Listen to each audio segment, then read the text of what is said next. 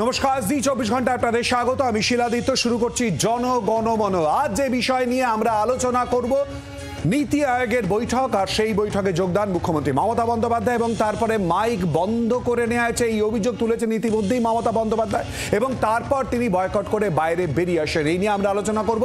আমাদের সঙ্গে স্টুডিও রয়েছেন অতিথিরা। প্রথমেই অতিথিদের সঙ্গে পরিচয় করিয়ে দেবো।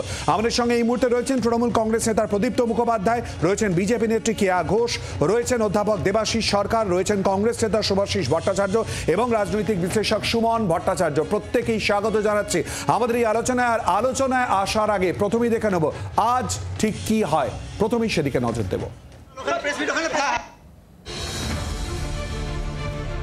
বাজেটে বাংলা সহ বিরোধী শিবিরের দখলে থাকা রাজ্যগুলির প্রতি বঞ্চনার অভিযোগে সরব হয়েছিলেন মুখ্যমন্ত্রী Mamata Bandyopadhyay.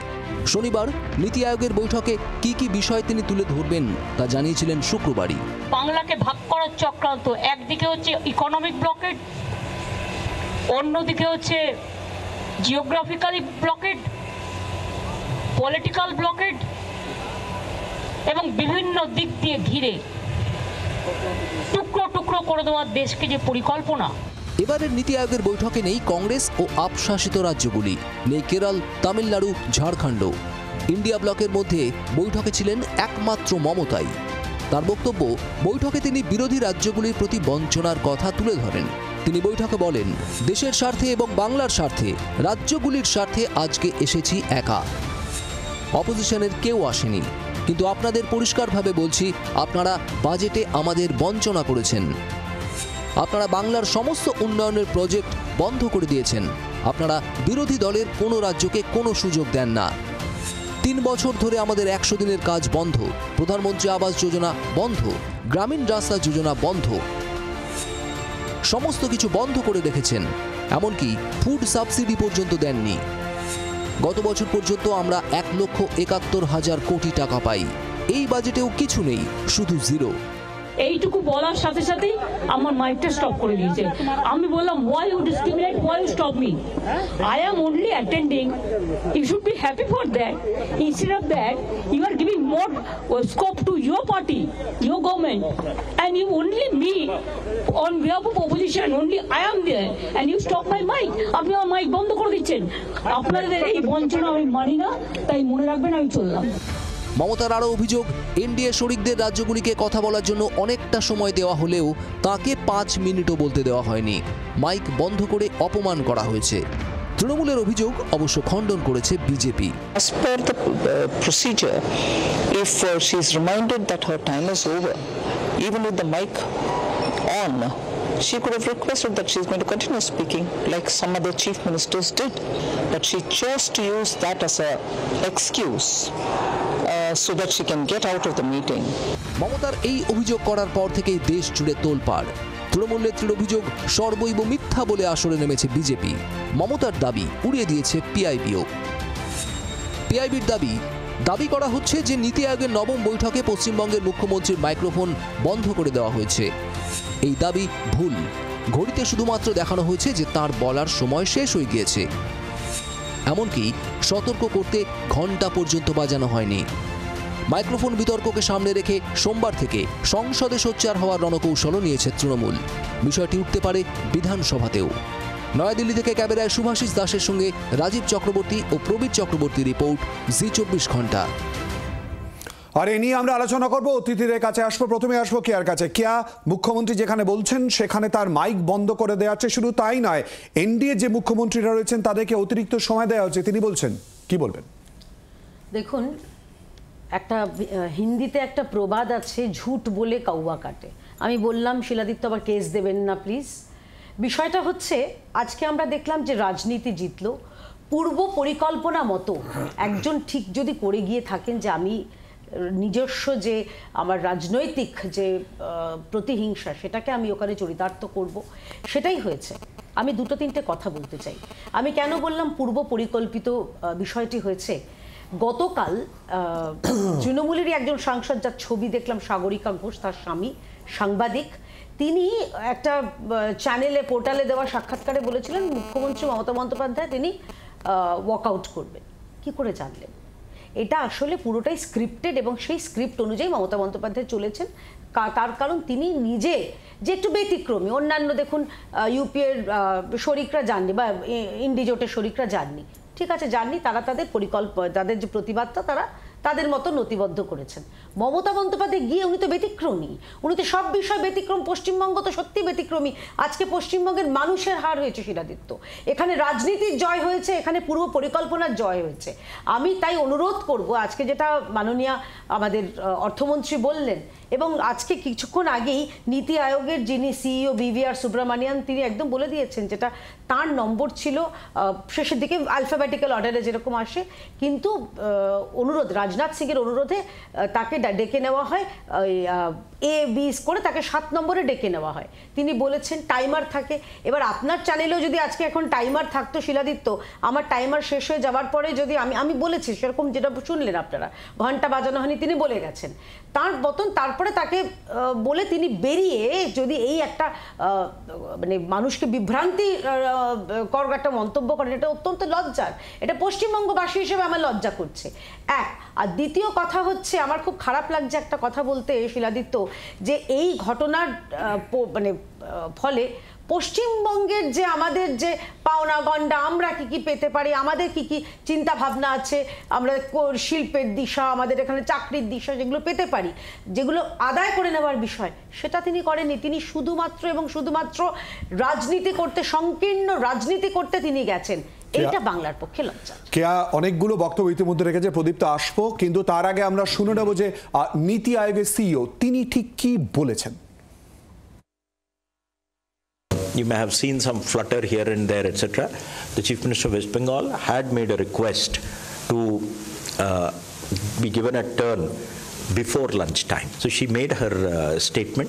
Every Chief Minister is allotted 7 minutes, and there's just a clock on top of the screen which tells you the time that is remaining. So it goes from 7 to 6 to 5 to 4 to 3. At the end of that, it shows 00, nothing else. Raksha Mantri just does that on his table. That's it. And that's it. And then she said that, look, I would have liked to speak for more time, but I'll not speak anymore. প্রদীপ্ত, তাহলে দেখলেন মানে সরকারি আধিকারিক আর রাজনীতিবিদের পার্থক্যটা। এই যে ভদ্রলোক যিনি বললেন আধিকারিক, তিনি কি বললেন, মমতা বন্দ্যোপাধ্যায় বলেছেন যে আমি আর একটু বলতে চাইতাম, কিন্তু আপনারা আটকালেন, আমি বলবো না। আর কিছুক্ষণ আগে কি বললেন, ওই 20 লক্ষ কোটি টাকার বাজেট দেওয়া ভদ্রমহিলা, তিনি কি বললেন যে না উনি রিকোয়েস্ট করতেই পারতেন। তাহলে দুজনের কথার পরিষ্কার বিভাজনটা দর্শকরাই ধরে ফেললো। একজন বললো উনি বলতে চেয়েছিলেন পরবর্তীকালে, আর একজন বললেন উনি রিকোয়েস্ট করতে চাইতেন, মানে মিথ্যেটা পরিষ্কার হয়ে গেল। আসলে এটা পুরো ব্যাপারটা যে 20 লক্ষ কোটি টাকার বাজেটের মতন, করোনার সময় যে বাজেটটা হয়েছিল, যেটা দেখা যায় না। আমার বক্তব্য হচ্ছে পুরো পূর্ব পরিকল্পিত, স্ক্রিপ্টেড, নাকি প্রকৃত প্রস্তাবে যেটা হলো যে বিজেপির যে মুখোশটা, যেটা আমরা বারবার বলছি যে বিজেপি এই মুখোশটা ধরে রয়েছে, সেটা খুলে দেওয়ার একটা জায়গা তৈরি হলো, পরিষ্কার হয়ে গেল। এবং দুটো কমেন্টে পরিষ্কার যে এরা দুজনে দুরকম কথা বলছেন।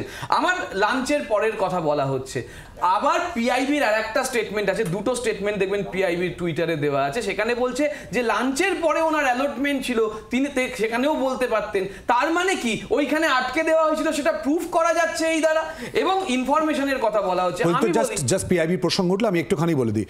পিআইবির তরফ থেকে যেটা বলা হচ্ছে যে এই দাবি ভুল, ঘড়িতে শুধুমাত্র দেখানো হয়েছে যে তার বলার সময় শেষ হয়ে গিয়েছে, এমনকি সতর্ক করতে ঘন্টা পর্যন্ত বাজানো হয়নি। তারপরের টুইটটার কথা বলছি আমি, যেখানে আফটার লাঞ্চের কথাটা বলা হচ্ছে, সেটাও একটু পড়ে দিও। আমার বক্তব্য হচ্ছে যে এই নীতি আয়োগ দুটো মূল উদ্দেশ্যে তৈরি। একটা হচ্ছে আমাদের যে সাস্টেনেবল ডেভেলপমেন্ট গোল অনুযায়ী ভারত এবং রাজ্য সরকার কি কি কাজ করছে 2030 সালের মধ্যে, যেটাকে কমপ্লিট করতে হবে। আর একটা হচ্ছে কোঅপারেটিভ ফেডারেলিজম এবং কম্পিটিটিভ ফেডারেলিজমের মাধ্যমে দেশকে আরো উন্নতির পথে এগিয়ে নিয়ে যেতে হবে। অ্যাকচুয়ালি কোঅপারেটিভ বা কম্পিটিটিভ কিছুই হচ্ছে না, মূলত ফিসকাল ডেফিসিটটাকে আরো বাড়িয়ে দেওয়ার চেষ্টা হচ্ছে রাজ্যের।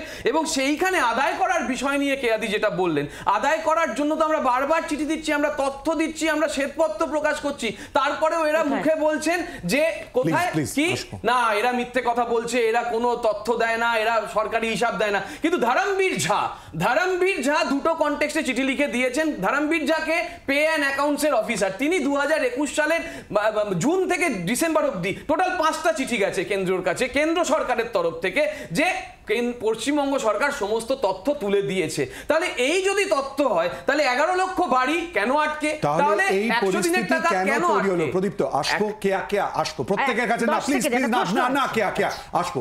সুমনদা, প্রশ্ন একটাই, কেন এই পরিস্থিতি আজকে তৈরি হলো সুমনদা? দেখুন শিলাদিত্য, মমতা বন্দ্যোপাধ্যায় ওয়াকআউট করে চলে আসার পরে তামিলনাড়ুর মুখ্যমন্ত্রী স্ট্যালিন যে ফেডারালিজম শব্দটা ব্যবহার করেছেন, এখানেও আমি দেখলাম তৃণমূলের মুখপাত্র এই ফেডারালিজম শব্দটা ব্যবহার করলেন। ফেডারালিজম শব্দটা ভারতীয় সংবিধানে এসছে মার্কিন সংবিধান থেকে।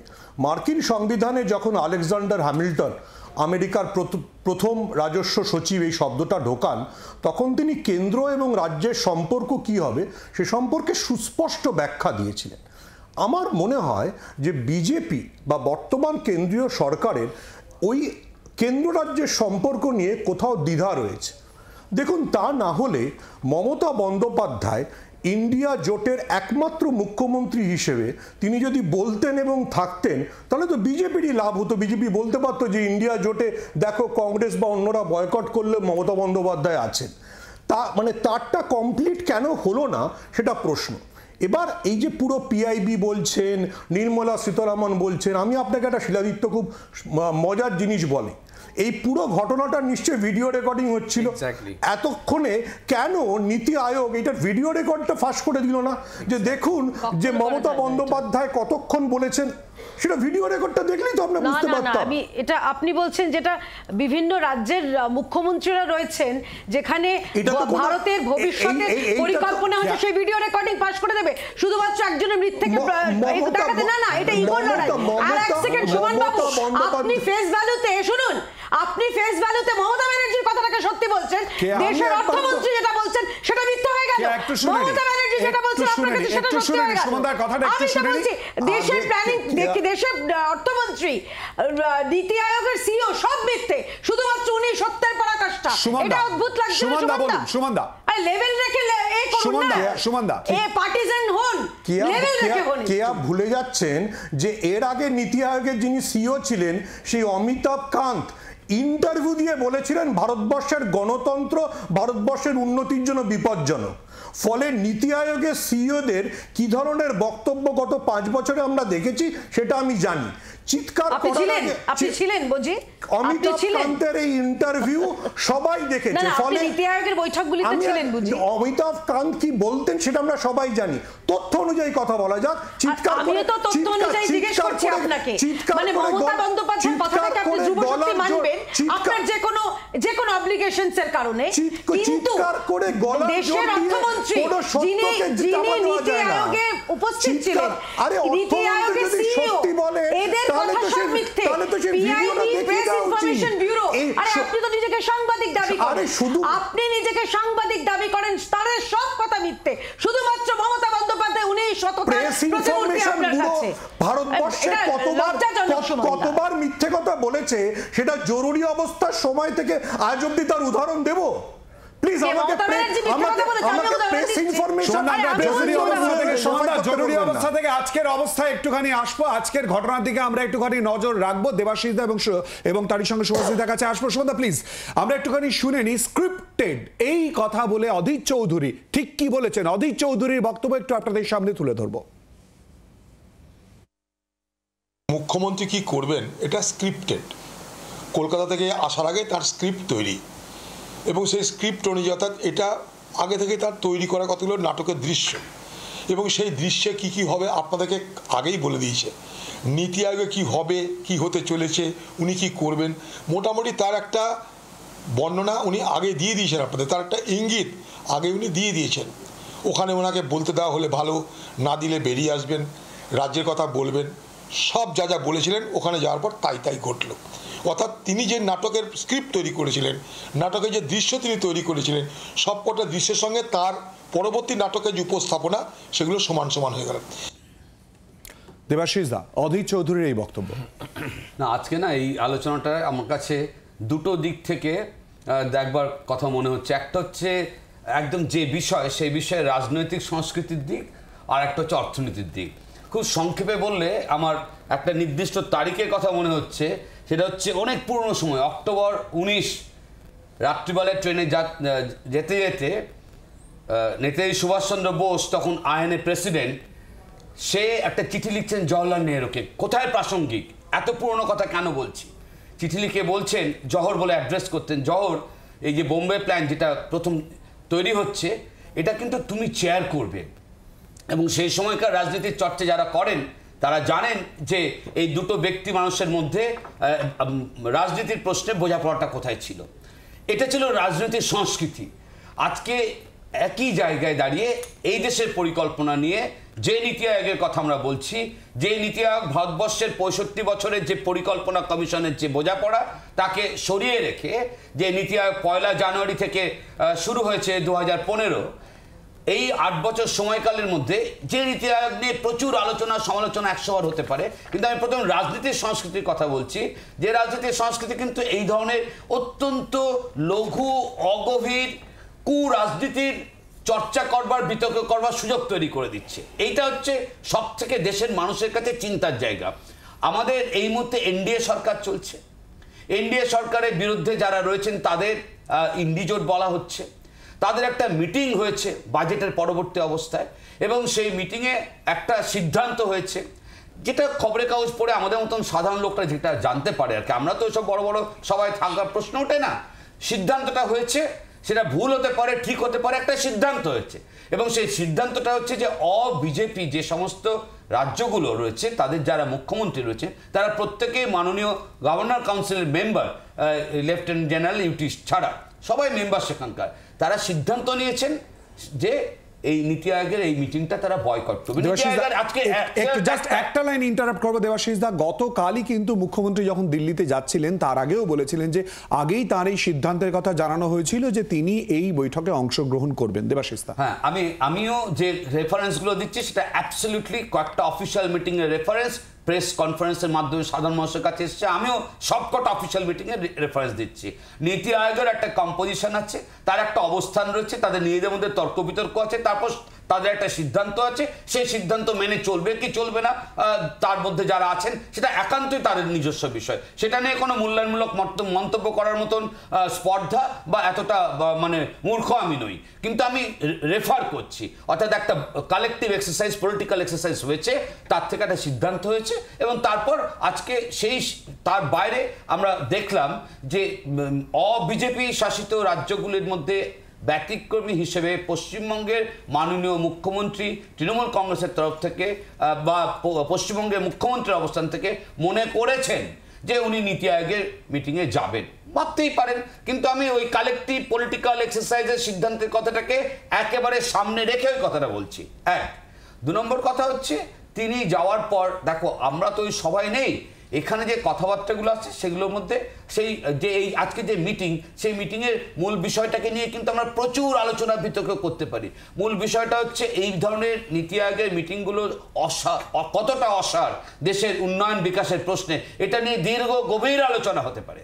এবং কারণ আজকের মিটিংয়ের বিষয়বস্তু 2047 সালে বিকাশ ভারত, এই প্রশ্নে ধাপে ধাপে 30 এবং তার পর্যায়ক্রমে কোন জায়গায় কিভাবে দেশ যাবে সেটা নিয়ে আলোচনা হচ্ছে। সেই আলোচনার সাথে বাজেট কয়েকদিন আগে যেটা পেশ করা হয়েছে, গত 10 বছর ধরে যে বাজেট পেশ করা হচ্ছে তার আদৌ কোনো মিল আছে কিনা, বরঞ্চ উল্টো দিকে দেশ এগোচ্ছে কিনা, এই সমস্ত নিয়ে আরো আলোচনা হতে পারে। কিন্তু রাজনীতির সংস্কৃতির কথাটা কেন বললাম, যে ওই 38 চিঠি উল্লেখ করে যে যখন ভারতবর্ষ পরিকল্পনা কমিশনকে নিয়ে চিন্তা ভাবনা করছে তখন যে বিষয়গুলোকে, আমি এইটুকু বলে এই পর্যায়ে কথা শেষ করব, যে বিষয়গুলোকে চিহ্নিত করছে সেই সময় আজকে দাঁড়িয়ে কিন্তু ভারতবর্ষের এই গত কয়েকদিন আগে মাত্র যে ইকোনমিক সার্ভে ভারত সরকার নিজে দেশবাসীর কাছে এনেছে, তাতেও কিন্তু সেই সংকটগুলোকে প্রত্যক্ষভাবে অ্যাডমিট করতে হচ্ছে। অর্থাৎ এই সংকটের মধ্যে থেকে নীতি আয়োগের আলোচনায় বহু পরের পরিকল্পনা নিয়ে আলোচনার থেকে আশু সংকট বেকার সমস্যা, আশু সংকট তীব্র বৈষম্য, আশু সংকট কৃষক তার ফসলের দাম না পেয়ে 1,44,000 কৃষক এই সময়কালে আত্মহত্যা করেছেন, আশু সংকট আমদানি রপ্তানির ক্ষেত্রে এই সূচকটা দেশের বিরুদ্ধে যাচ্ছে, আশু সংকট হচ্ছে দেশের অর্থনীতির প্রতিটি ক্ষেত্রে, এমনকি এমএসএমই যেটা ভারতবর্ষের ইঞ্জিন হিসেবে চিন্তা করা হয় উন্নয়ন বিকাশের ক্ষেত্রে, সেটা যে ঢুকছে সেটা ভারত সরকারের ইকোনমিক সার্ভে রিপোর্ট কনফার্ম করে পলিসি প্রেসক্রিপশন করছে। আমরা এগুলো নিয়ে আলোচনা করতে পারতাম, কিন্তু নীতি আয়োগের আলোচনার বিষয়বস্তুগুলো 2030 এবং 2047 সাল। কিন্তু তারই মধ্যে শেষ করছি এই রাজনীতির সংস্কৃতির কথা বলে, যে রাজনীতির সংস্কৃতি আমাদের সামনে একটা বেসামাল চেহারা তৈরি করছে। এনডিএর বিরুদ্ধে যে সমস্ত রাজনৈতিক দলগুলো সেটা মানতে পারেন, সেটা নাও মানতে পারেন, কিন্তু সেই রাজনৈতিক দলগুলো দাঁড়িয়ে বাজেট পরবর্তী পর্যায়ে একটা অবস্থান নিয়েছে। তারপর যদি দেখা যায় তিনি যেখানকার সেই কম্পোজিশনে যদি তিনি একজন অনারেবল পলিটিক্যাল পার্টি হন, নিশ্চিতভাবে সেইটা, তাহলে তারা কেন ওখান থেকে ডেভিয়েট করে গেলেন এই প্রশ্ন যদি একজন নির্বোধ না তোলে, তাহলে কিন্তু বিস্ময় প্রকাশ করতে হবে। আলোচনা আসবো দেবাশিস দা, সুভাষিস দা, ঠিক এই জায়গাতেই প্রশ্ন। অধীর চৌধুরী বলছেন এই পুরো বিষয় নিয়ে স্ক্রিপ্টেড। জয়রাম রমেশ তো মমতা বন্দ্যোপাধ্যায়ের পাশেই দাঁড়িয়েছেন। আমি জাস্ট একটুখানি 2 মিনিট সময় দিও, কারণ 2014 থেকে নরেন্দ্র মোদী ক্ষমতায় আসার পর নীতি আয়োগের বৈঠক অনেকবার হয়েছে এবং মমতা ব্যানার্জি সম্ভবত প্রথম গেলেন এবার। এর আগে অমিত মিত্রকে পাঠিয়ে দিয়েছেন বা দীর্ঘদিন স্কিপ করে গেছেন। ইনি কিন্তু 2022 জয়েন করেছিলেন, যাই হোক 10 বছরের মধ্যে 2022-এ গেছিলেন আর এবার গেলেন। আমি এই প্রেস করছিলেন তখন একটা কথা বলেছেন যে ইন্ডিয়া জোটের কোনো শরিক আসেনি, একমাত্র আমি এসেছিলাম, সেই জন্য তো খুশি হওয়ার উচিত ছিল, মানে যারা নীতি আয়োগের যারা বৈঠক আছে বা প্রেজেন্ট গভর্নমেন্টের, তার মানে উনি খুশি করতে গেছেন। দ্বিতীয় কথা হলো নীতি আয়োগ সম্পর্কে উনি তো জানেন 2018-তে নীতি আয়োগের বৈঠক হয়েছিল, যেখানে বলা হয়েছিল সমস্ত মেম্বাররা বলেছিল যে 18-র সময় ওই সময় মানে রেজলিউশন হয়েছিল যে কোনো এয়ারপোর্ট কারোর হাতে হস্তান্তর করা যাবে না যারা এক্সপিরিয়েন্স লোকের হাতে এয়ারপোর্টগুলোকে হস্তান্তর করতে হবে। কিন্তু তারপরও নীতি আয়োগের এই সিদ্ধান্তকে বদল করে দিয়েছে মোদী সরকার, সেখানে আদানিকে দেওয়া হয়েছে। 23শে ফেব্রুয়ারিতে নীতি আয়োগ সিদ্ধান্ত নিয়েছিল যে কোনো আইআইএম 20টা আইআইএমকে হেড করবে হলো সমস্ত ইন্টেলেকচুয়ালসরা, টপ মানে শিক্ষাবিদরা। তারপরও সেটাকে সরিয়ে নিয়ে যে সঙ্গীকরণ হয়েছে, ওখানে আরএসএস এর লোককে বসানো হয়েছে। মমতা বন্দ্যোপাধ্যায় জানেন যখন মোদীর বিরুদ্ধে একটা ইন্ডিয়া জোট সলিড একটা জায়গা তৈরি করেছে এবং যেটা নিয়ে এনডিএ সরকার ভীষণভাবে চিন্তিত, সেই সময় খুশি করতে যাওয়াটা আমার মনে হয় ঠিক কাজ না। মানে জয়রাম রমেশ হয়তো তার কথা বলেছে যে না মমতা বন্দ্যোপাধ্যায়কে বলতে দেয়নি, নিশ্চয়ই তার সমস্যা ছিল, হয়তো বলার দরকারও ছিল, কিন্তু মমতা বন্দ্যোপাধ্যায় গেছেন কেন এনডিএর সাথে, ইন্ডিয়া মানে গোটের সাথে, এই অ্যালায়েন্সের সাথে আলোচনা না করে? আপনারা কি প্রদেশ সভাপতির বক্তব্য এবং কেন্দ্রীয় নেতৃত্বের বক্তব্যে অস্বস্তিতে? না, কারণ হলো আমরা লেসার ইভিল আর গ্রেটার ইভিলকে তফাৎ করতে জানি। সেটা হলো নরেন্দ্র মোদী সারা ভারতবর্ষের বুকে আজ ত্রাস তৈরি করেছে, সুতরাং তার বিরুদ্ধে আমরা নিশ্চিতভাবে একজোট হয়েছি। কিন্তু মমতা ব্যানার্জির ওখানে চলে যাওয়া, মমতা ব্যানার্জির কথা থেকে কিন্তু সুভাষিস দা এখনো পর্যন্ত আপনার কাছ থেকে পাইনি। স্পষ্ট হয়েছে। বলছি ভাই, আমার কাছে একটা ছবি আছে, দেখুন ইনি তো রেবন্ত রেড্ডি, আমি যদি আপনারা দেখতে পান রেবন্ত রেড্ডি আদানির সঙ্গে, রেবন্ত রেড্ডি এনাদেরই মুখ্যমন্ত্রী। রেবন্ত রেড্ডি তিনি আমন্ত্রণ জানিয়েছেন আদানিকে তার রাজ্য তেলেঙ্গানাতে ইনভেস্ট করার জন্য। কর্ণাটকার যিনি রয়েছেন শিল্পমন্ত্রী, তিনি আমন্ত্রণ জানিয়েছেন আদানিকে তাদের রাজ্যে ইনভেস্ট করার জন্য। এখানে কংগ্রেসরা আদানি করে চিৎকার করলেও তো হবে না। আসল ব্যাপার হচ্ছে যে কোনো শিল্প গোষ্ঠীকে যে কোনো রাজ্য তারা নিজেদের মতন করে ইনভাইট করতেই পারে। আমি এটা জুম ইন করেও দেখাচ্ছি আমি দর্শকদের জন্য। কিন্তু কেন এই প্রসঙ্গটা কেন আসে আজকের বক্তব্যের পরিপ্রেক্ষিতে, কেন আজকের ঘটনার পরিপ্রেক্ষিতে কেন এটা ওরা? এবং আমি দেখুন কংগ্রেসকে এখানে আমি, যদিও তারা উপস্থিত ছিলেন না, কিন্তু তারা যেহেতু ইন্ডি জোটের একটা গুরুত্বপূর্ণ অংশীদার, তাই আমি বলতে চাই যে ওনারা বললেন যে কি বিমান বরাদ দেওয়ার জন্য। আমার মনে আছে ইউপিএ জমানায় শিলাদিত্য, আপনি অনেক দিনের সাংবাদিক, জিএমআরকে দেওয়া হয়েছিল দিল্লি ইন্টারন্যাশনাল ইন্দিরা গান্ধী আন্তর্জাতিক বিমানবন্দর। জিএমআর এর কি অভিজ্ঞতা আমি জানি না, কার কি পকেট ভারী হয়েছিল আমি জানি না। মানে কমনওয়েলথ গেমসের স্মৃতিটা তো আমাদের এখানে আসছে, টয়লেট পেপার, একটা বাথরুমের টয়লেট পেপার, সেখানে 1000 2000 আমি কথা বললে এরকম করে বলুন কেন অসভ্যতা বয়স হয়েছে, বলুন আলোচনা প্রসঙ্গে এসেছে, বলুন কে বলুন গায়ে জ্বালা ধরছে, সত্যি কথা বলে আর সত্যি কথা বলে জ্বালা ধরছে। একটা টয়লেট পেপার এই অসভ্যতা আমি বললে আমি কিন্তু বেরিয়ে যাবো। বলুন, উনি যদি বলুন। কথা বলেন, এরকম বলুন, কথা বলুন, বলেন, আমি বলুন। বেরিয়ে যাবো কিন্তু। বুড়ো বয়স হয়ে গেছে। ব্যক্তিগত আক্রমণ নয়, প্লিজ ব্যক্তিগত আক্রমণের জায়গায় নয়, না কেয়া রাজনৈতিক বক্তব্য রাজনৈতিক ক্ষেত্রে আসবে, ব্যক্তিগত আক্রমণের জায়গা নয় কেয়া, প্লিজ। উনি যদি এরকম করছেন, জ্বালা ধরছে, কারণ সত্যি কথা বলছি, গভর্নমেন্ট গেছে প্রাইভেট প্রপার্টি কিনে হচ্ছে 1,500 2,000 টাকায়, সেই কংগ্রেস চুরি করেছে, ভারতের কাছে আজ অনেক সমস্যা, চাষিরা মারা যাচ্ছে, নিচে দুর্নীতি হচ্ছে। দুজনকেই থামাবো ব্যক্তিগত আক্রমণের ঊর্ধ্বে শুরুমাত্র আলোচনা। সুমনদা নীতি আয়োগের বৈঠক, কিন্তু সেখানে এই পরিস্থিতি, কোথাও কি রাজনীতির জায়গা বারবার করে সামনে চলে এলো সুমনদা? ব্রিজ ভেঙে যাচ্ছে, জল পড়ছে, রাস্তা ভেঙে যাচ্ছে, এত দুর্নীতি হচ্ছে জুড়ে। দুজনে একটু শান্ত হন। সুমনদা, কোথাও কি রাজনীতির জায়গা বারবার করে চলে এলো নীতি আয়োগের বৈঠকেও? আসবো কেয়া, প্লিজ। সুমনদা, আমি ওয়ার্ন করে দিলাম, একদম ওয়ার্নিং দিয়ে। সুমনদা প্লিজ। কেয়া, অধ্যাপক দেবাশিস বাবু যেটা বলছিলেন, আমি যদি সেই প্রসঙ্গ টেনে কথা বলার চেষ্টা করি, অর্থাৎ উনি যখন প্ল্যানিং কমিশন, যোজনা কমিশন যখন ফর্ম হয়েছিল, তখন নেতাজি সুভাষচন্দ্র বসু এবং নেহরুর মধ্যে কি আলোচনা হয়েছিল সেই প্রসঙ্গ যদি টানি, তাহলে আমাদের বুঝতে হবে যে কোনো দেশের প্ল্যানিংয়ের জন্য, নীতি আয়োগ তো বেসিক্যালি প্ল্যানিংয়ের জায়গা, সেখানে রাজনীতির ঊর্ধ্বে উঠতে হয়।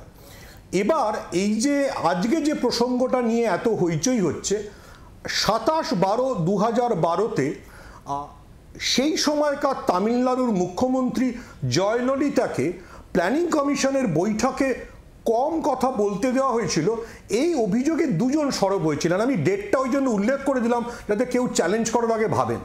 একজনের নাম জয়ললিতা, আরেকজন গুজরাটের তৎকালীন মুখ্যমন্ত্রী নরেন্দ্র মোদী। বেরিয়ে এসে নরেন্দ্র মোদী বলেছিলেন, আবার আমি ডেটটা বলে দিচ্ছি, 27/12/2012, বলেছিলেন যে বিরোধী দলের সবাইকে বেশি বলতে দেওয়াটাই কেন্দ্রীয় সরকারের কাজ। তো দেখুন, 2012-তে যেটা সত্যি ছিল, 2024-এ এসে যখন মমতা বন্দ্যোপাধ্যায় বলছেন, তখন সেটা উল্টো হয়ে গেল। আমি দেবাশিস সরকারের বক্তব্যটা বলবার এক্সটেন্ড করবার চেষ্টা করি। আবার আমি বলি, যারা তর্ক করছেন, যারা ব্যক্তিগত আক্রমণে যাচ্ছেন, তারা জানেন না যে আলেকজান্ডার হ্যামিল্টনের সঙ্গে টমাস জেফারসনের কি সম্পর্ক ছিল। দুজনে মিলে মার্কিন সংবিধানে এই কেন্দ্র এবং রাজ্যের সম্পর্কটা এনেছিলেন, কারণ সেটাই নিয়ম। একটা রাষ্ট্র চালাতে গেলে ব্যক্তিগত কার কত বয়স হয়েছে ইত্যাদির থেকে ঊর্ধ্বে উঠে আলোচনা করতে হয় যে কোন রাজ্য কতটা পাবে, কি জন্য পাবে। বা ব্যক্তিগত পরিসরে যদি যখন অন্য একজন বক্তা বলেন, তার পরিসরে যদি কেউ আলবাড়িয়ে আলটপকা মন্তব্য করে, সেটা নিয়ে একটু বলুন। সেটা আপনি তো এখানে জাজমেন্ট দিচ্ছেন, এটাও বলুন তাহলে, নাকি সাহস নেই বলার? আমি যেটা বলতে চাইছি সেটা হচ্ছে যে ঝগড়ার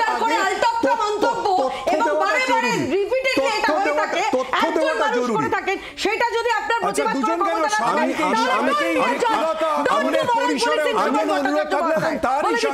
আজকের আলোচনায় নীতি আয়োগের বৈঠক এবং সেখান থেকে রাজনীতির জায়গা কেন চলে এলো, এই নিয়ে আমরা আলোচনায় ফেরত আসবো একটা বিরতির পর। জনগণমনতের সঙ্গে থাকবো।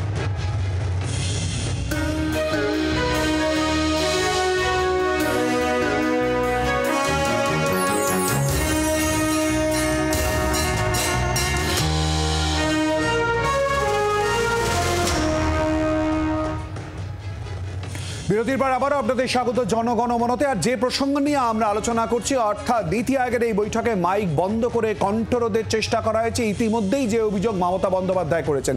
আর এই বৈঠককে কেন্দ্র করে রাজনীতির কথা বারবার চলে আসছে। প্রথমেই সেদিকে নজর দেব। নীতি আয়োগের বৈঠকে বিরোধী শিবিরের পক্ষে একা এবং একমাত্র মমতা বন্দ্যোপাধ্যায়, কিন্তু সেই একাই ঘুরিয়ে দিলেন বৈঠকের মোড়। ইন্ডিয়া জোটের রাশ এবং মিডিয়ার ফোকাস পুরোপুরি টেনে নিলেন বাংলার মুখ্যমন্ত্রী। পরিস্থিতি এমনই যে বৈঠকে কি আলোচনা হলো, কি নীতি নির্ধারণ হলো, কে কি বললেন, সেসব পেছনের সারিতে। চর্চায় শুধুই মমতা। বাংলার বঞ্চনা, মাইক বন্ধ, মাঝপথে মমতার বৈঠক ত্যাগ নিয়েই দিনভর সরগরম রাজনীতি। 5 মিনিটের মধ্যেই তার মাইক বন্ধ করে দেওয়া হয় বলে অভিযোগ, এবং যাতে অপমানিত হয়ে ক্রুদ্ধ হয়ে মমতা বন্দ্যোপাধ্যায় তিনি নীতি আয়োগের বৈঠক থেকে বেরিয়ে এলেন এবং তিনি ঘোষণা করলেন যে পরবর্তীতে এই ধরনের বৈঠকে তিনি আসবেন না। On behalf of opposition only I am there and you stop my mic. আপনি আমার মাইক বন্ধ করে দিচ্ছেন। আপনাদের এই বঞ্চনা আমি মানি না, তাই মনে রাখবেন আমি চললাম। That her mic was put off. That is completely false. And after getting out of the meeting, for her to say that the mic was switched off is just so unfortunate. কলকাতায় ফিরে এর জবাব দিতে গিয়ে ফের পদ্ম শিবিরের বিরুদ্ধে ক্ষোভ উগরে দেন মমতা। বাজে কথা মিথ্যে কথা এখন শাক দিয়ে মাছ ঢাকার চেষ্টা করছে। নিজেদের ভুলটা যদি তখন বুঝতে পারতো তাহলে আমার সাথে এটা করতো না। deliberate attempt to malign opposition, এটা হচ্ছে জেনে বুঝে deliberate attempt to malign। তার নিজেদের তো রক্ষা করতে হবে, ফেস সেভিং করতে হবে। এখন না, ফেসটা তো লস হয়ে গেছে, তা ফেস সেভিং করবে কি করে? কংগ্রেস তো বটেই, আপ, ডিএমকে, জেএমএম সহ পুরো ইন্ডিয়া জোট নীতি আয়োগের বৈঠক বয়কট করেছে। সেখানে তার জওয়ানি জোটের মধ্যেও প্রশ্ন ওঠে। কিন্তু বৈঠক শেষে মমতা বুঝিয়ে দিয়েছেন শুধু বাংলার জন্য নয়, একাই পুরো জোটের হয়ে চালিয়ে ব্যাট করে এসেছেন তিনি। যেখানে কেউ যায়নি আমি সবার হয়ে বলতে চেয়েছিলাম, যতটা পেরেছি বলেছি। সবার হয়ে বলার পরে বাংলার হয়ে বলতে শুরু করেছিলাম। বৈঠকের পর মমতার পাশে দাঁড়িয়ে এক্স হ্যান্ডেলে বার্তা দিয়েছেন তামিলনাড়ুর মুখ্যমন্ত্রী এম.কে. স্ট্যালিন। পাশে দাঁড়িয়েছেন জয়রাম রমেশও। কংগ্রেস মুখপাত্র লিখেছেন, ভিন্ন মত ও ভিন্ন দৃষ্টিভঙ্গি গণতন্ত্রের মূল ভিত্তি। নীতি আয়োগের বৈঠকগুলি প্রহসন। আজ পশ্চিমবঙ্গের মুখ্যমন্ত্রীর সঙ্গে যে আচরণ করা হয়েছে, যদিও নীতি আয়োগের এটাই বৈশিষ্ট্য, তা মেনে নেওয়া যায় না। দিল্লির ঝড় স্বাভাবিকভাবেই আছড়ে পড়েছে রাজ্য। স্বভাবসিদ্ধ ঢঙ্গেই মমতার বিরুদ্ধে তোপ দেখেছেন প্রদেশ কংগ্রেস সভাপতি অধীর রঞ্জন চৌধুরী। কটাক্ষ বঙ্গ বিজেপিরও, পাল্টা জবাব দিয়েছে জোড়াফুল শিবির। তার প্রাতিষ্ঠানিক লুট, সীমাহীন দুর্নীতি, গোটা সমাজকে খোলা বাজার বানিয়ে দেওয়া এবং সর্বোপরি আইন শৃঙ্খলার চূড়ান্ত অবনতি, এবং সে নিয়ে যাতে আন্দোলন তৈরি বড় না হয় তার জন্য একটা বিরোধীর স্পেসটাকে দখল করবার জন্যই উনি এই পরিকল্পিত নাটক করলেন। আরও একবার প্রমাণ হয়ে গেল যে ভারতীয় জনতা পার্টি কতটা বাংলা বিদ্বেষী এবং ভারতীয় জনতা পার্টি কিভাবে বিরোধীদের কণ্ঠ রোধ করে দিতে চাইছে। কেন্দ্রের বঞ্চনার অভিযোগ আগেও দিল্লি পর্যন্ত নিয়ে গিয়েছে তৃণমূল। অভিষেক বন্দ্যোপাধ্যায় নেতৃত্বে ধর্ণাও হয়েছে। এবার বৈঠকে যোগ দিয়ে সরকারিভাবে সেই দাবি দেওয়া নথিভুক্ত করলেন মমতা। আবার বৈঠক বয়কট করে ইন্ডিয়া জোটেও ভারসাম্যের বার্তা দিলেন বাংলার মুখ্যমন্ত্রী।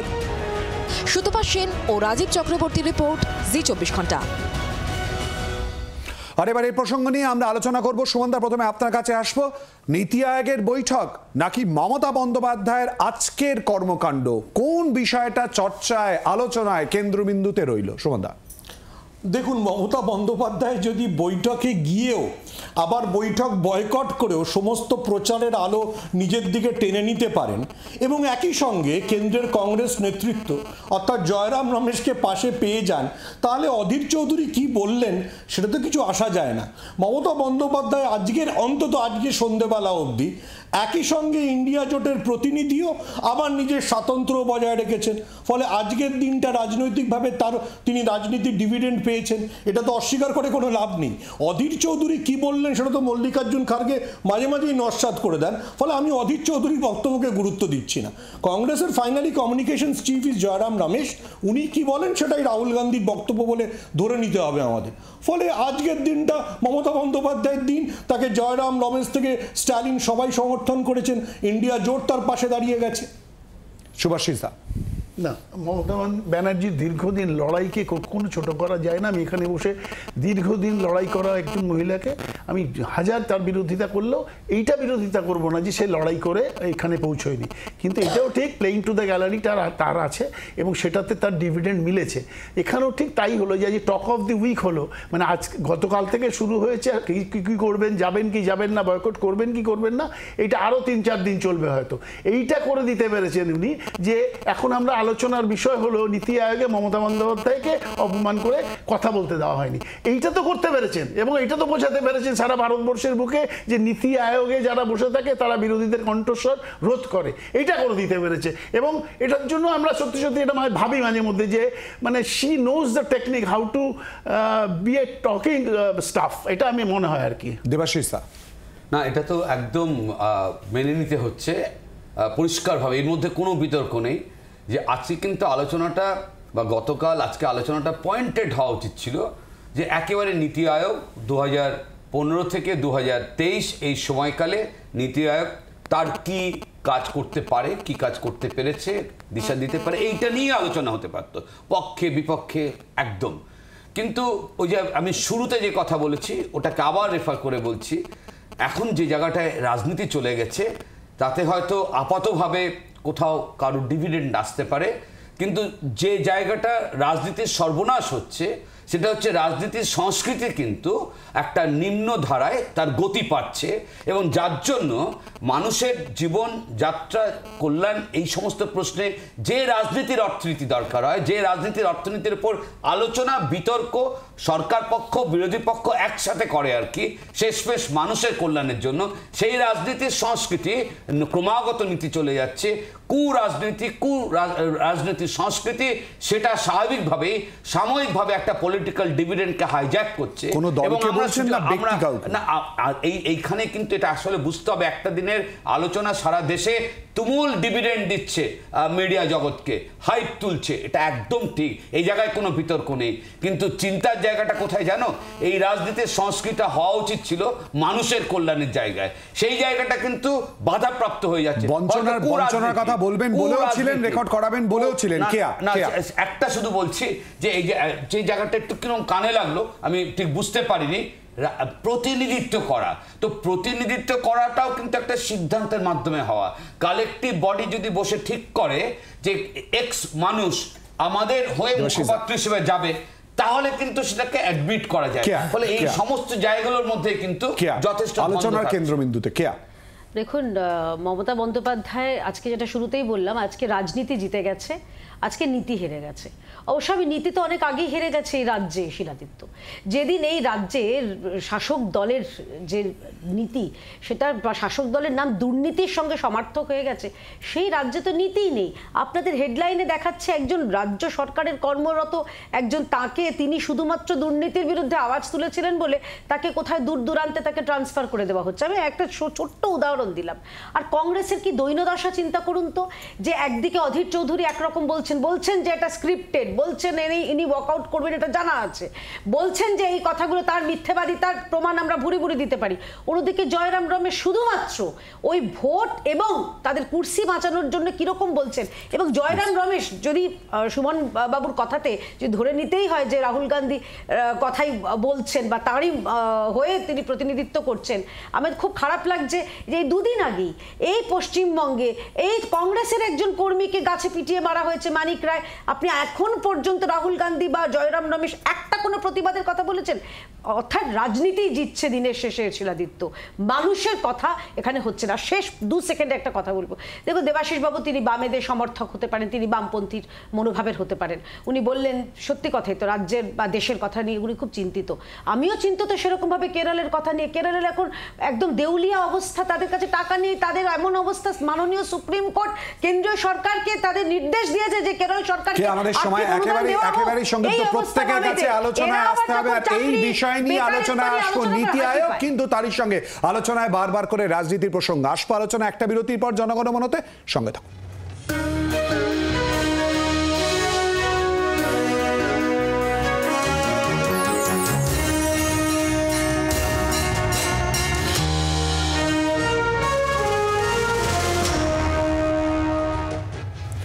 বিরতির পর আবারও আপনাদের স্বাগত। জনগণমনতে আলোচনায় আসবো, বিশেষ করে প্রদীপ্তর কাছে আসবো, কিন্তু তার আগে শুনে নেব মোহাম্মদ সেলিম তিনি ঠিক কি বলছেন। ইন্ডিয়া ব্লকের মুখ্যমন্ত্রীরা ঘোষণা করলেন আগেই বাজেটের প্রতিবাদে এবং রাজ্যগুলোর বিরুদ্ধে যে বঞ্চনা আছে সেখানে তারা যাবেন না। প্রথম থেকে ইন্ডিয়া ব্লকের শুরু থেকে এখন পর্যন্ত মমতা ব্যানার্জি কবি হ্যাঁ কবি না। ধর্মেও আছি, জিরাফেও আছি। এবং স্বাভাবিকভাবেই তিনি গেলেন, জল মাপেন, প্রথমে যাবেন না, তারপরে যাবেন, তারপর তিনি বুঝেছেন, গিয়ে হঠকারিতা হয়েছে। কারণ সবাই তোমরা বলতে আরম্ভ করলে, ইন্ডিয়া ব্লক ছেড়ে দিলেন উনি, ঐক্যটা ভেঙে গেল। প্রদীপ্ত, দেখো তোমার এই প্রোগ্রামের যে ইয়েটা শিরোনামটা জনগণ মন পশ্চিমবঙ্গের জন্য আদর্শ কেন বলো তো? কারণ এতক্ষণ ধরে যে চর্চাটা হচ্ছিল বলতে দেওয়া বা না দেওয়া, বা প্রধানমন্ত্রী বা তথা নীতি আয়োগে যেভাবে একটা স্বৈরতান্ত্রিক জায়গা চলছে, ফ্যাসিবাদ চলছে, ঠিক উল্টোটা তুমি পশ্চিমবঙ্গে জনগণ মনতে দেখতে পাচ্ছ। যে সারাক্ষণ 30 মিনিটের মধ্যে 25 মিনিটের বেশি বিরোধীরা বলতে পারছে, শাসক দল 3 মিনিটও পাচ্ছে না। এই গণতন্ত্রটা আমরা পশ্চিমবঙ্গে স্থাপন করতে পেরেছি, যেটা অন্য কোনো রাজ্যে সম্ভব না। দেখো, নীতি হেরে যাওয়া আমি শিখলাম রাজনৈতিক সংস্কৃতির নিম্নগতি। আমি একদম মস্তকে সেটা মেনে নিলাম, কারণ মমতাদি যেখান থেকে শুরু করেন সেখান থেকে বিরোধিতা, বিজেপি বিরোধিতা শুরু হয়, এবং সেইটা মমতাদি প্রমাণ করে দিলেন যে কিভাবে রাজনৈতিক সংস্কৃতির নিম্নগতি হচ্ছে এই বিজেপির শাসনে, কিভাবে নীতি হেরে যাচ্ছে এই বাম কংগ্রেসের যে এই জল মাপা নিয়ে কথাবার্তা। Communist party of West Bengal এক ধরনের নীতি করে, কমিউনিস্ট পার্টি অফ কেরালা এক ধরনের নীতি করে, এটা কমিউনিস্ট পার্টি অফ ইন্ডিয়া না, উইদিন ইন্ডিয়া। এরা আবার ডিস্ট্রিক্ট ওয়াইজ আলাদা হয়। মেদিনীপুরে এরা বিজেপির সঙ্গে যোগাযোগ করে নেয়, আবার কলকাতায় এসে এরা আইএসএফ এর সঙ্গে যোগাযোগ করে, কিন্তু এরা একদম মেদিনীপুরে সিপিএম বিজেপির সঙ্গে লড়ে, তো কারণ ওদের হচ্ছে সমবায় জিততে হবে। আমি বিজেপির প্রসঙ্গে জানতে চাই, আমি বিজেপি নিয়ে বলবো, দাঁড়াও, আগে সিপিএম এর এই জলমাপাটা নিয়ে বলেনি। আমি তো বললামই যে ফ্যাসিবাদী চরিত্র, চূড়ান্ত ফ্যাসিবাদী চরিত্র। তার কারণ হচ্ছে এরা না মানে সংবিধান, না মানে কেন্দ্র রাজ্য সম্পর্ক। কম্পিটিটিভ ফেডারালিজমের বদলে ফিসকাল একদম ডেডলক তৈরি করে দিতে পারে।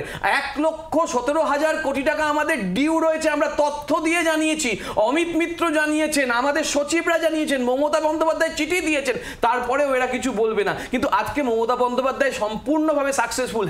তিনি যেখান থেকে শুরু করেন, তার কারণ উনি ফ্যাসিবাদী চরিত্রটা খুলে দিয়েছেন। জাস্ট প্রত্যেকের কাছে এক লাইন করে প্রতিক্রিয়া নিয়ে নেবো। সুমনদা, দেখুন, আমার মনে হয় আজকের দিনটা মমতা বন্দ্যোপাধ্যায় তার যে পলিটিক্যাল ডিভিডেন্ড নেওয়ার ছিল সেটা নিয়েছেন। সেটা তিনি যে কৌশলেই নিন, তিনি প্রমাণ করে দিয়েছেন যে তিনি নীতি আয়োগের বৈঠকে গিয়েও তিনি বিজেপি বিরোধিতার চড়া সুদ ধরে রাখতে পারেন, এবং তার পিছনে কংগ্রেস বা অন্য দলগুলোকে র্যালি করতে হয়। সুভাষিস দা, জাস্ট এক লাইনে। ফ্যাসিবাদী শক্তির সাথে তো মমতা বন্দ্যোপাধ্যায় 2-3 বার ছিলেন এবং জোট করে লড়েছেন। আজকে ফ্যাসিবাদ করে চিল্লালে হবে না। এই সরকার, বিজেপি সরকার, নরেন্দ্র মোদীর নেতৃত্বে শরিকদের রেখে দুর্নীতি এবং বিভাজনের রাজনীতি চালিয়ে যাওয়ার জন্য নীতি আয়োগের যে স্পেশাল ইনভাইটি, তাতে 4 জনের থাকার কথা 11 জনকে করেছে, যাতে এই গভর্নমেন্টকে টিকিয়ে রেখে দুর্নীতি করে খাওয়া যায়। দেবাশিস দা, প্লিজ। একটাই কথা, সেটা হচ্ছে যে সুপ্রিম কোর্টের নির্দেশে গভর্নর কেরালাতে যে অন্যায়ভাবে রাজ্য সরকারকে বিভিন্ন ক্ষেত্রে যে তাকে ব্লক করছিল, সে ব্যাপারে সুপ্রিম কোর্টের লাস্ট ভার্ডিক্টটা প্রমাণ করছে যে কেরালার চেহারাটা কি। আর কেরালার অর্থনীতি বুঝতে গেলে ভারত সরকারের তথ্য নিয়ে বোঝা উচিত। সারা দেশের মধ্যে একদম যেটা জন্ম, মৃত্যু, হেলথ ইন্ডেক্স, বৈষম্যের বিরুদ্ধে ইন্ডেক্স, প্রত্যেকটা সূচকে সারা দেশের মধ্যে খুব সংক্ষেপে নীতি আয়োগের যে কুরাজনীতি আমাদের সামনে আসলো, এর বাইরে বেরিয়ে এসে কেন্দ্র রাজ্য সুসম্পর্ককে বজায় রেখে পলিটিক্যাল ইন্টিগ্রিটি, বিরোধী রাজনীতির মধ্যে সেই ইন্টিগ্রিটিটাকে রক্ষা করে 3টে লাইন বলবো। প্রথম লাইন হচ্ছে, মমতা বন্দ্যোপাধ্যায় শ্বেতপত্র প্রকাশ কোথায় করেছেন? আমরা চাইছি শ্বেতপত্র প্রকাশ করে বলুন কি কি খরচ হয়েছে, আপনার কি কি টাকা বাকি আছে। দ্বিতীয় কথা হচ্ছে যে ফ্যাসিজমের কথা বললেন, বিধানসভার মধ্যে তাদের দলেরই কর্মীদের পুড়িয়ে মারা হলো, সেই বিষয়ে প্রতিবাদ করতে গেলে বিজেপি বিধায়কদের টেনে হিচড়ে বার করে দেওয়া হয়, এরা ফ্যাসিজমের কথা বলছে। আর শেষ কথা আমি বলতে চাই যে ন্যাশনাল অ্যাডভাইজারি কাউন্সিল বলে মনে আছে শিলাদিত্য, সেটা হচ্ছে সোনিয়া গান্ধী, একটা রাজনৈতিক দলের ওরে সুপ্রিমো ওখানে বসে থাকতেন, তিনি সিদ্ধান্ত নিতেন, প্রধানমন্ত্রী সিদ্ধান্ত নিতেন না। বক্তব্যের জায়গা যেমন রয়েছে, তার পাশাপাশি আজকের বিষয় আলোচনার কেন্দ্রবিন্দুতে কোথায় এসে দাঁড়ালো, কিন্তু এর সমাধানই বা কি এবং তারই সঙ্গে প্রতিফলনই বা কোথায়, কিরকম ভাবে ভারতবর্ষের রাজনীতিতে উঠে আসে এবং রাজ্যের রাজনীতিতে তো বটেই, সেদিকেও আমাদের নজর থাকবে। আমাদের সমস্ত অতিথিদের ধন্যবাদ আমাদের সঙ্গে এই আলোচনায় অংশগ্রহণ করার জন্য। জনগণমন আজকের মতো এই পর্যন্তই। নিচ্ছি একটা বিরতি, এরপর পেয়ে যান দেখুন শুভদীপ এবং শুক্লার সঙ্গে সঙ্গে থাকুন। বাংলার আওয়াজ, বাঙালির আবেগ, জি 24 ঘন্টা।